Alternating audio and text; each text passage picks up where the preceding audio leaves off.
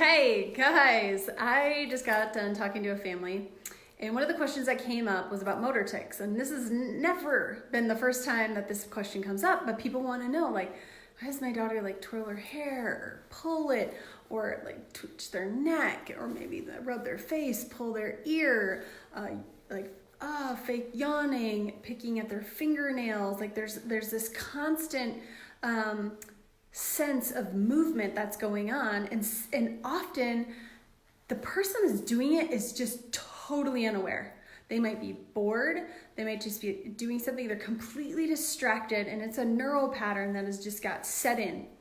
And the parents are like, what is this? What's going on? How do we break it? Right? It's like the thumb sucking that you want to stop, where you put the little nasty tasting sour apple on their thumbnail to get them to quit.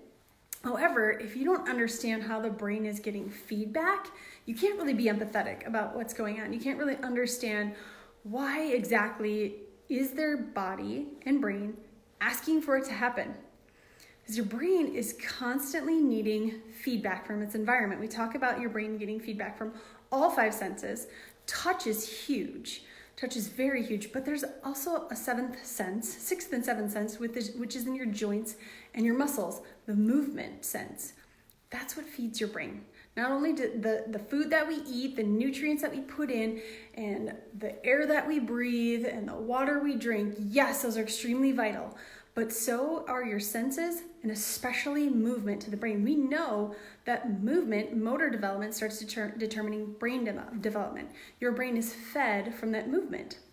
So here's the thing that people don't understand, is that your movement in your limbs does about 10% of what your brain needs. Your brain needs feedback from areas of highly dense proprioceptive factors. And where are those at? 60% of them are in your spine.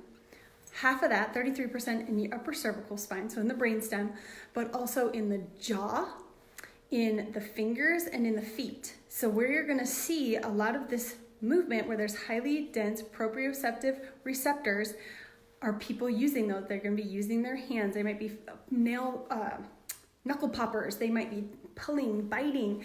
Then you're going to get two sorts of input to your brain, not only nail biting, but in the jaw. They might be running their jaw. They might be jaw clenchers.